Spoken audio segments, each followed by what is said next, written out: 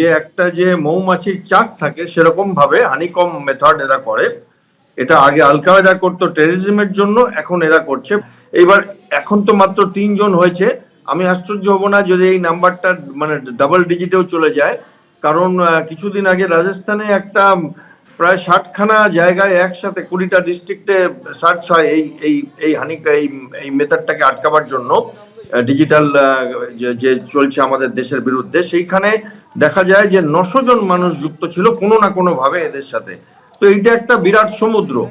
এবার এই রকম ভাবে একটা লোভ, একটা উচ্চাশার জায়গা ধোঁয়া দেওয়া এবং চটজলদি বড়লোক হওয়া, বিখ্যাত হওয়া, যাদের ধমনীতে যাদের উত্তেজনা দরকার, ঝুঁকি নিতে যারা একটু বেপরোয়া আছে, সেই সমস্ত মানুষজনকে এরা আইডেন্টিফাই করে, রিক্রুটমেন্ট করে, কাজ দেয়, সিলেক্ট করে, ট্রেনিং করে। যারা যথার্থভাবে কাজ করছে ট্রেনিং। এখন অবধি আমাদের ভাগ্য ভালো যে আমরা একটা সাধারণ কিডন্যাপিং অপারেশনের সার্চ করতে গিয়ে এত বড় একটা যে আমাদের পশ্চিমবঙ্গের মুখ্যমন্ত্রীর বিরুদ্ধে একটা কার্যকলাপ করছে, সেইটার আমরা একটা সূত্র পেয়ে যাই। এটা আমাদের অত্যন্ত ভাগ্য ভালো, এবং এসটিএফ প্রচন্ড ভালোভাবে কাজ করছে, তাতে কোনো সন্দেহ নেই। সমাজ মাধ্যমের স্বাধীনতা প্রচুর, কিন্তু দায়িত্ব খুব কম। যে যেমন ইচ্ছে সমাজ মাধ্যমে ইচ্ছে কাজ করতে পারে, এবং সেইখানে আইনের আওতায় আনার জন্য যে চলতি আইন আছে আমাদের দেশে সেটা যথেষ্ট নয়। একটা সীমারেখা টানা দরকার। সোশ্যাল মিডিয়াতে যে যেমন ইচ্ছে ফেসবুক অ্যাকাউন্ট খুলছে, কোনো তার নাম নেই, কোনো তার আইডেন্টিফিকেশন নেই, এবং অ্যাকাউন্টেবিলিটি নেই। এবং সেইখানে জিরো অ্যাকাউন্টেবিলিটি থাকলে যা হবার সেটাই হচ্ছে। দেশের শত্রুরা সেটার সুযোগ নিচ্ছে। আগে আমরা দেখেছিলাম জ্যোতি মালহোত্রার মতো মানুষেরা এগিয়ে এসেছিল, এখন আমরা এদেরকে দেখতে পাচ্ছি। এরা নতুন প্রজন্মের আমাদের জন্য নতুন একটা চ্যালেঞ্জ ছড়ে দিচ্ছে। ফলে বুঝতে পারছেন জঙ্গি যোগের তদন্তে পরপর সাফল্য বেঙ্গল পুলিশের। এসটিএফ প্রথম গ্রেফতারি হলো বর্ধমান থেকে, দ্বিতীয় গ্রেফতারি হলো ঝাড়খণ্ড থেকে এবং তৃতীয় গ্রেফতারি হলো হাওড়া থেকে। প্রথমে গ্রেফতার করা হয় হামিম মণ্ডলকে, বর্ধমানে রেনেসা টাউনশিপ এলাকা থেকে গ্রেফতার করা হয় হামিম মণ্ডলকে। তারপরের দিন ঝাড়খণ্ডের সাহেবগঞ্জের বারহারোয়া থেকে গ্রেফতার করা হয় এই হামিমের বান্ধবী অর্পিতা সরকারকে। এই দুজনকে নিজেদের হেফাজতে পেল বেঙ্গল এসটিএফ। তারপর তাদের জিজ্ঞাসাবাদ করে জেরা করে তথ্য পাওয়া গেল আদিত্য সিং সম্পর্কে। এই আদিত্য সিং ওরফে রাজুকে বেলিলিয়াস রোড থেকে, হাওড়ার বেলিলিয়াস রোড এলাকা থেকে গ্রেফতার করলো বেঙ্গল পুলিশের এসটিএফ। পরপর বেঙ্গল এসটিএফ এর সাফল্য। প্রথমে গ্রেফতার করা হয়েছিল হামিম মণ্ডলকে বর্ধমানে, আপনারা জানেন যে রেনেসা টাউনশিপ এলাকা থেকে গ্রেফতার করা হয়েছিল। তারপরের দিন গ্রেফতার করা হলো ঝাড়খণ্ডের সাহেবগঞ্জের বারহারোয়া থেকে, এবং এই দুজনকে নিজেদের হেফাজতে বেঙ্গল এসটিএফ পেল। জিজ্ঞাসাবাদে তথ্য উঠে এলো আদিত্য সিং সম্পর্কে।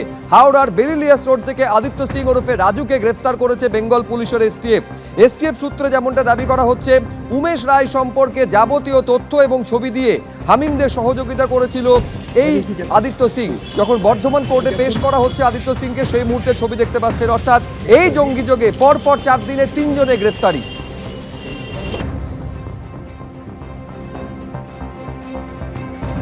এখন এই জঙ্গি মডিউল চলছিল কিভাবে? কয়েকদিন আগে বেঙ্গল পুলিশের এসটিএফ এর তরফে সাংবাদিক বৈঠক করা হয়েছিল।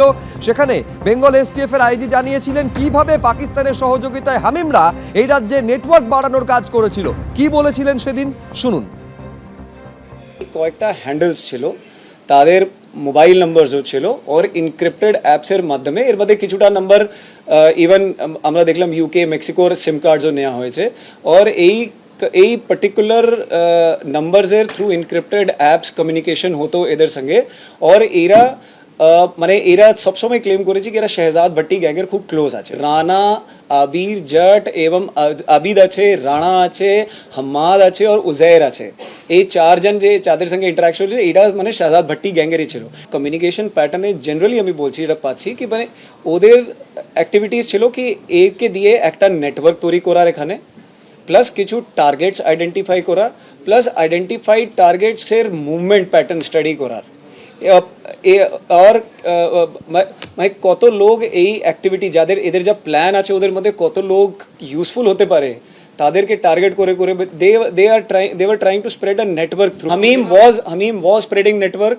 এর মধ্যে কয়েকটা নাম আমরা পাচ্ছি, আমি এখানে বলতে পারবো না because we are still to get them. যেমন যেমন অ্যারেস্ট হবে we will share the details with you.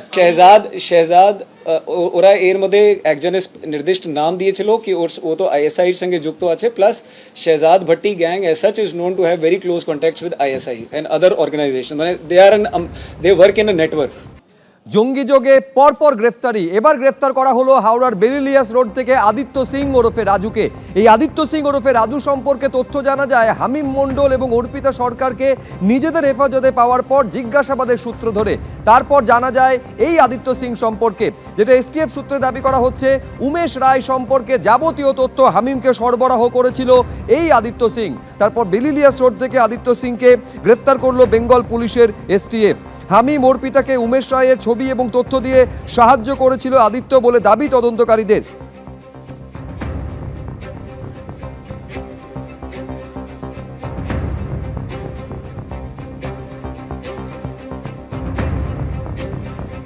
অর্থাৎ পরপর 4 দিনে 3 জনকে গ্রেফতার করেছে বেঙ্গল পুলিশের এসটিএফ। প্রথমে গ্রেফতার করা হয়েছিল হামিম মণ্ডলকে, তারপরে গ্রেফতার করা হলো অর্পিতা সরকারকে, আর এবার গ্রেফতার আদিত্য সিং ওরফে Raju.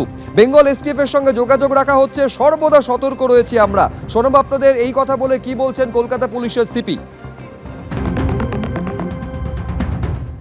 We are in touch with West Bengal STF and we are pursuing the leads. Whatever comes, we'll act on that. हर समय हम लोग अलर्ट हैं इसके बारे में, इसके लिए अलग से नहीं है। इस तरह का कोई इन्फॉर्मेशन आता है तो हम लोग उसको वर्कआउट करते हैं और अभी हम लोग बंगाल STF के साथ काम कर रहे हैं। अगर इस तरह के कोई संदिग्ध व्यक्ति हैं तो उनके विरुद्ध कार्रवाई करेंगे हम लोग।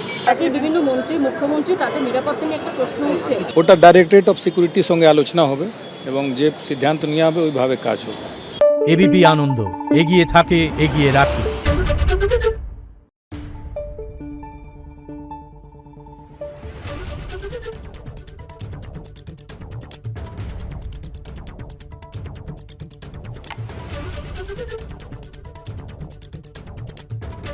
Thank you.